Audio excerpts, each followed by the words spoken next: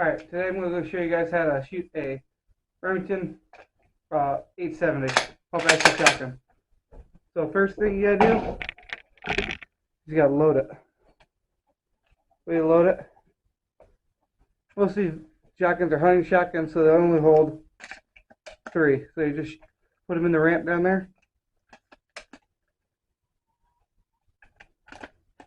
And it should only hold 2 in the magazine and 1 in the chamber. Yeah. There we go.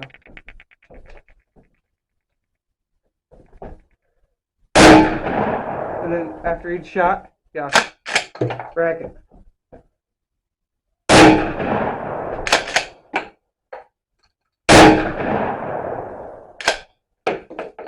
Yep, just like that. And then here's some more shells I got. Teach you something. So it's locked like that. That's a 20 gauge. Ooh. Here's another shell, just load it. If your shotgun's locked, there should be a button.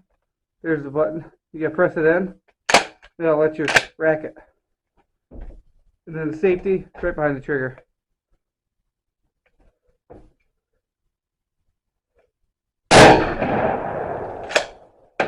Yep, just like that. Thanks for watching.